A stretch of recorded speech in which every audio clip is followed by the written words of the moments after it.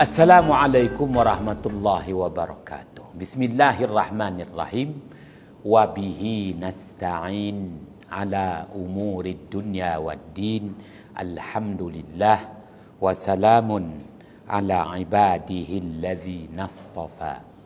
Amma ba'. Bersua kembali dalam membicarakan kitab Al-Azminatu wal-Amkinatu karangan Asy-Syaikh Al-Imam Al-Marzuqi, wafat pada tahun 421 Hijriah. Hadirin yang dirahmati Allah, setelah kita membaca keterangan pada halaman 22 kitab Al-Azminatu wal-Amkinatu, keterangan yang diberikan oleh Asy-Syaikh Al-Imam Al-Marzuqi berhubung tentang firman Allah Subhanahu wa taala ayat 39 surah Yasin. Maka ianya menjelaskan kepada kita berhubung tentang isbatus syahri, mensabitkan bulan-bulan yang kita lalui hidup di muka bumi ini. Maka dalam menetapkan takwim, Allah Subhanahu wa taala menggabung jalinkan dua jasad langit, iaitu matahari dan bulan. Allah Subhanahu wa taala menghendaki agar kita merujuk matahari bagi pensabitan hari-hari yang kita jalani. Dan Allah Subhanahu wa taala sekali lagi menghendaki agar kita menjadikan bulan bagi mensabitkan bulan-bulan yang kita jalani di muka bumi ini. Maka membawa erti dalam membina takwim kehidupan. Qawwama yuqawwimu takwim. Membawa arti, takwim membawa arti kedudukan yang ditentukan, al-hal, hal ehwal, dan al-ma'al, dapatan dan perolehan. Maka di sini Allah Subhanahu wa taala menghendaki agar kita gabungkan takwim matahari dan takwim bulan dalam membentuk satu takwim kehidupan manusia. Selama ini apa yang berlaku ialah apabila kita merujuk kepada takwim Masihi, takwim Masihi juga disebut takwim miladi. Dalam bahasa Inggeris, kalender Masihi, kalender miladi. Kalender Masihi sememangnya menggunakan jasad langit matahari semata-mata, tak digabungkan dengan gerakan ketara bulan. Itu yang kita faham. Takwim kalender Masihi yang kita sebut tahun Masihi. Tahun Masihi semata-mata merujuk kepada gerakan ketara matahari. Tak ada di situ cerita bulan sedikit pun. Akan tetapi takwim Hijri, takwim Hijri merupakan takwim yang lengkap, kerana takwim Hijri, takwim yang mengguna pakaikan dua kalender, dua takwim, takwim matahari dan takwim bulan. Itulah takwim hijri. Menunjukkan takwim hijri lebih istimewa dan banyak keutamaannya berbanding dengan takwim Masihi. Kerana takwim Masihi itu hanya bergantung kepada matahari semata-mata. Berbeza dengan takwim hijri, digabungkan dua takwim, dui kalender. Untuk takwim matahari, ketetapan harian. Untuk takwim bulan, ketetapan bulan-bulan yang dilalui. Muharram, Safar, Rabiul Awal, Rabiul Akhir. Maka dalam hal ini sebenarnya lebih mudah untuk menggunakan takwim Masihi. Kenapa lebih mudah? Lebih mudah nak disabitkan tahun Masihi. Kerana dia hanya mengambil kira satu jasad langit sahaja, iaitu matahari. Berbeza dalam kita nak mensabitkan tahun Hijri, takwim Hijri, kerana membabitkan dua jasad langit, matahari dan bulan. Hadirin yang dirahmati Allah, dua jasad langit. Maka pensabitan hari berdasarkan matahari yang telah dibahaskan. Ianya merujuk kepada mustaqarrun, yang ianya membawa erti matlaq. Matlaq, tempat dan waktu terbit matahari, tempat dan waktu terbenam matahari. Maka ianya sudah ada ketetapan. Berbeza dalam nak mensabitkan bulan-bulan yang kita jalani. Agak sukar dalam nak mensabitkan bulan Muharram, bulan Safar, bulan Rabiul Awal, Rabiul Akhir, apatah lagi bulan yang menjadi kontroversi setiap tahun, bulan Syawal. Hadirin yang dirahmati Allah, ya, kerana bagi matahari kita telah didedahkan istilah al-mustaqar, ketetapan tempat dan waktu. Berbeza dengan menetapkan bulan-bulan bagi tahun Hijri, kerana ditetapkan berdasarkan hilal.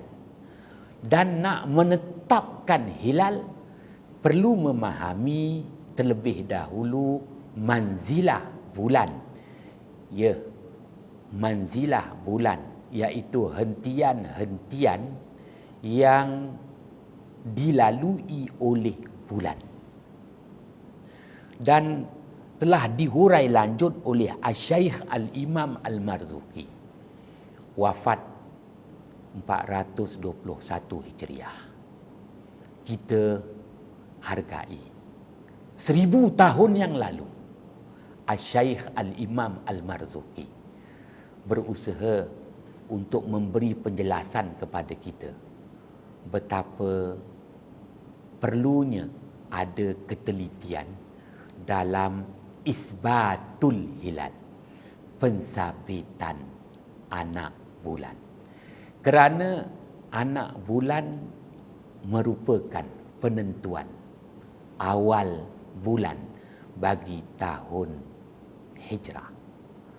Oleh itu, 12 bulan dalam setahun, daripada bermula dengan bulan Safar, berakhir dengan bulan Zulhijjah. Setiap bulan mestilah dimulakan dengan hilal, iaitu kemunculan dan kelihatan anak bulan. Dalam mensabitkan anak bulan, Allah Subhanahu wa taala memberi satu kaedah kepada kita, manusia yang hidup di muka bumi. Begitu mudah di sebalik kita nak mensabitkan anak bulan. Lihatlah batang tandan pepohonan kurma. ambil perhatian terhadap hal ehwal batang tandan pepohonan kurma. Kemudian ambil peringatan daripada al-ma'al, dapatan perolehan batang tandan pepohonan kurma. Ya, bagi kita kalau menyebut tentang dapatan perolehan buah kurma, makanlah secukup rasa, seenak selera. Tetapi Allah Subhanahu Wa Taala tidak menghendaki kita menumpukan kepada buah kurma. Yang Allah Taala suruh kita perhati, ambil perhatian, ambil peringatan, tabsiratan wa zikra pada batang tandan kurma. Oleh itu, nak tak nak, suka tak suka, kita kena memahami berhubung tentang habitat pepohonan kurma itu sendiri. Kena menilai terhadap batang tandan pepohonan kurma pada tahap awalnya, pembentukan mayang, hinggalah pada tahap akhirnya, iaitu buah-buah kurma yang ranum masak. Dan apabila tandan itu benar-benar kering, maka batang tandan pepohonan kurma yang kering itu pastinya semakin mengecut. Apabila semakin mengecut, di situ ianya tiada lagi rupa bentuk seperti peringkat awal, menunjukkan kepada kita bahawa anak bulan itu mestilah ada ciri-ciri batang tandan kurma yang tua. Ciri-ciri, sifat, bentuk dan rupa batang tandan kurma yang kering, mengecut dan halus. Apabila mengecut dan halus, ianya memberi kepada kita bentuknya dan rupanya. Oleh itu, perlu memahami berhubung tentang rupa bentuknya. Sekiranya tidak memenuhi rupa bentuk batang tandan tua, maka tak sah untuk disabitkan anak bulan. Sekiranya kita hanya melihat anak bulan itu sekadar satu garisan, tidak terupa dan terbentuk batang tandan kurma yang tua, maka tak boleh disabitkan sebagai anak bulan.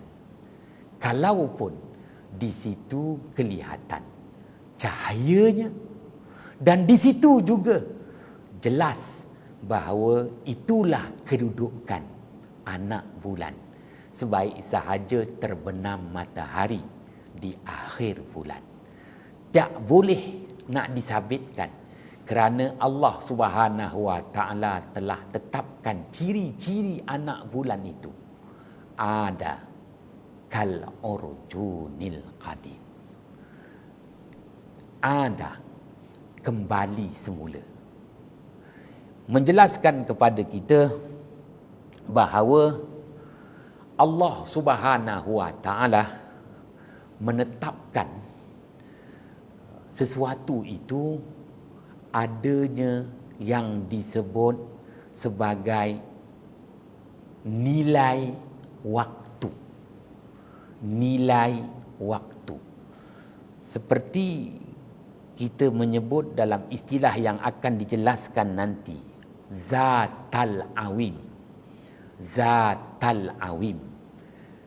Kita dapati bahawa Asy-Syaikh Al-Imam Al-Marzuki, dia menghuraikan ayat 39 surah Yasin, kerana dia akan mengulas lanjut nanti untuk diperkenalkan satu istilah yang digunakan oleh ulama falak, bersumberkan ayat 39 surah Yasin, iaitu istilahnya Zatal Awim. Zatal Awim membawa erti nilai ulangan. Nilai ulangan, ia ulangan harian, ulangan mingguan, ulangan tahunan, ulangan bulanan. Nilai ulangan. Yang mana selama ini kita memahami nilai ulangan itu dengan dua.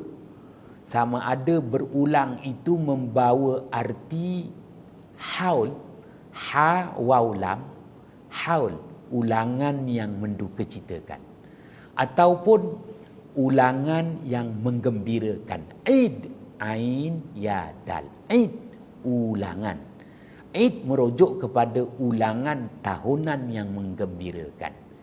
Aidul Fitri, Aidul Adha. Ulangan tahunan. Haul, haul almarhum Sultan Iskandar. Ulang tahun duka cita kemangkatan Sultan Iskandar negeri Johor. Hadirin yang dirahmati Allah, maka didatangkan istilah Zatal Awim, iaitu nilai ulangan. Bagi ulangan harian tak perlu lagi nak disangkal, kerana ayat 39, ayat 38 surah Yasin, Allah Ta'ala telah menetapkan berdasarkan istilah mustaqarrun, membawa arti matlak. Maka sebab itu tak ada pertikaian tentang waktu terbit matahari dan waktu terbenam matahari. Malah ulangan harian itu dapat ditentukan. Yang menjadi perbahasan hingga kini adalah ulangan bulanan. Setiap bulan berulang. Apa yang berulang? Berulangnya anak bulan. Apa perlunya nak berulang anak bulan? Kerana anak bulan hilal itulah yang akan menentukan bermulanya bulan-bulan yang umat manusia lalui di muka bumi ini.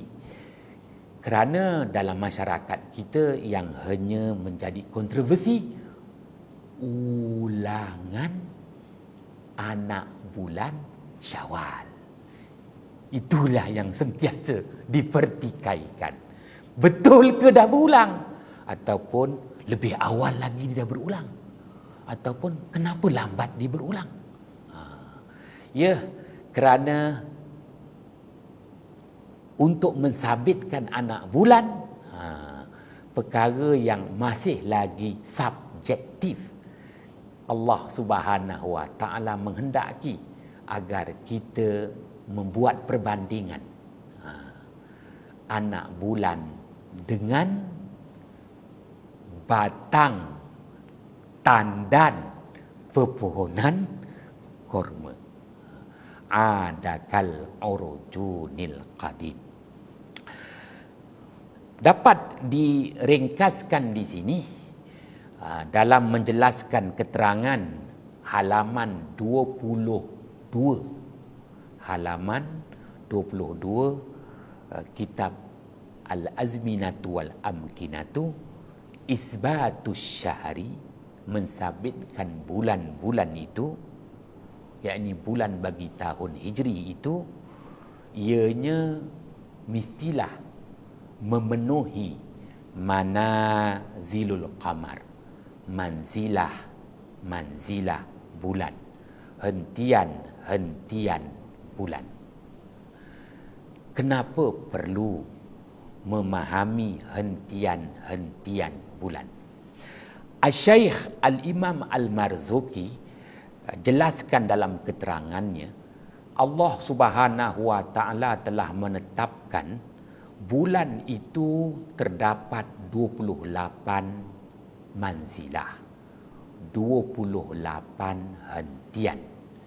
Ini bererti apabila bulan telah melalui 28 manzilah, 28 hentian, maka sempurnalah bulan mengelilingi bumi, membentuk satu bulatan edaran yang disebut falak, dan dijelaskan pada ayat 40 surah Yasin, wa kullum fi falakin yasbahun. Setiap jasad langit, matahari maupun bulan, telah ditentukan garis edaran masing-masing. Falak membawa erti garis edaran masing-masing. Falak adalah garis edaran. Garis edaran bagi bulan yang ditentukan, garis edarannya itu mestilah melalui 28 hentian. Itulah garis edaran. Orbit bulan itu yang membulat. Di situ adanya 28 stesen, 28 hentian. Maka setiap hentian, bulan akan berhenti selama sehari.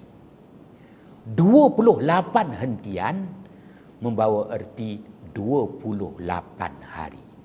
Ini menjelaskan bahawa apabila bulan telah menyempurnakan 28 hentian, 28 manzilah dalam tempoh masa 28 hari, sempurnalah bulan mengelilingi bumi.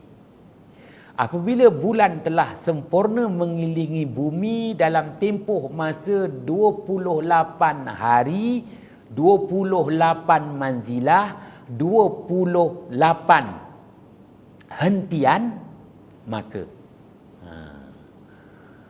bulan mula akan kembali semula kepada bulan yang baru, iaitu hilal anak bulan. Pun begitu, Al-Syaikh Al-Imam Al-Marzuki jelaskan kepada kita dalam melengkapkan pusingan bulan mengelilingi bumi dalam tempoh masa 28 hari, mengambil posisi 28 hentian, 28 manzilah. Maka setelah sempurna bulan mengelilingi bumi 28 hari, 28 manzilah, 28 hentian, istatara lailan. Bulan tidak kelihatan satu malam, iaitu malam yang ke-29. Malam yang ke-29, bulan tak kelihatan. Kemana perginya bulan? Maka datanglah istilah pada malam yang ke-29, bulan al-ijtima'. Ijtama'a yajtami'u ijtima'. Bulan bersekedudukan dengan matahari. Oleh kerana bulan bersekedudukan dengan matahari, sememangnya manusia di muka bumi takkan nampak bulan. Maka waktu itu bulan tersembunyi. Kerana bulan berijtima', berkesedudukan dengan matahari, yang boleh diistilahkan dalam bahasa Inggeris conjunction. Conjunction bawa erti segarisan. Bulan segarisan dengan matahari. Maka pada waktu itu manusia di muka bumi tak akan nampak bulan, kerana cahaya matahari menutup bulan pada hari dan malam yang ke-29. Asy-Syaikh Al-Imam Al-Marzuki menjelaskan lagi, ada ketikanya 2 malam tak nampak si wajah bulan tu, iaitu malam yang ke-29 dan malam yang ke-30. Menjelaskan sekali lagi, sebut sahaja tentang hilal. Hilal ini perkara yang subjektif. Kerana walaupun bulan telah melengkapi, mengelilingi bumi, mengambil tempoh masa 28 hari, 28 manzilah, 28 hentian, akan tetapi tak pasti bilakah kemunculan dengan kelihatan bulan baru, yang dalam bahasa Inggeris disebut new moon, dalam bahasa Arab disebut wiladatul hilal, kelahiran anak bulan. Hadirin yang dirahmati Allah, Asy-Syaikh Al-Imam Al-Marzuki jelaskan kepada kita perlu membuat hitungan dan pemerhatian, hitung dan lihat, hisab dan ru'yah, ru'yah dan hisab perlu digabungkan, kerana tak pasti sama ada bulan itu tidak kelihatan satu malam, yakni pada malam 29, ataupun 2 malam, yakni malam 29 dan juga malam yang ke-30. Maka perlu digabungkan ru'yah dan hisab supaya memudahkan manusia mensabitkan hilal. Apabila hilal itu disabitkan, barulah dapat disabitkan awal bulan, yang mana Allah Subhanahu wa taala berfirman dalam surah Al-Baqarah, "Faman syahida minkumus syahra falyasumhu." Sesiapa yang melihat bukti bermulanya bulan, yakni bukti bermulanya bulan Ramadan, iaitu kenampakan anak bulan Ramadan, maka hendaklah dia menjalani ibadah puasa. Allah jelaskan di situ istilah asy-syahru, faman syahida minkumus syahra. Asy-syahru, asy-syahra membawa erti bulan. Asy-syahra tu bulan, bulan Safar, bulan Rabiul Awal, tetapi asy-syahra yang dimaksudkan di situ ialah bulan Ramadan. Allah Ta'ala tidak sebut di situ perkataan hilal, tapi Allah Ta'ala sebut di situ perkataan asy-syahra. Sesiapa yang menyaksikan bukti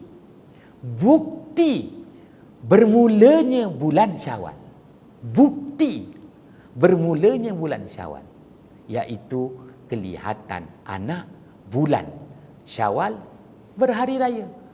Bukti kelihatan anak bulan Ramadan dengan terlihat hilal Ramadan, maka bermulalah ibadah puasa. Hadirin yang dirahmati Allah, ianya menjelaskan kepada kita betapa istimewanya takwim bulan itu sendiri, penuh dramatik dalam menetapkan bilakah bermulanya detik awal bulan bagi tahun hijrah. Oleh itu, dalam kita menjelaskan tentang manzilah bulan yang Allah nyatakan pada ayat 39 surah Yasin, manzilah bulan itu merupakan hal ehwal yang dilalui oleh matahari, dan mensabitkan anak bulan, kita bukan sekadar memahami manzilah bulan, al-hal, tetapi kita perlu faham al-ma'al, dapatan perolehan daripada bulan, iaitu nurul qamar, nilai cahaya bulan. Kerana yang membezakan anak bulan dengan bulan sabit adalah nilai cahayanya. Oleh itu, dalam mengambil kira kewujudan anak bulan, perlu dinilai nurul hilal, iaitu cahaya anak bulan itu sendiri. Semoga Allah Subhanahu wa taala merahmati apa yang telah dibahaskan oleh Asy-Syaikh Al-Imam Al-Marzuki, peninggalan untuk kita umat kebelakangan ini, agar kita betul dalam membuat keputusan. Wallahu a'lam bissawab.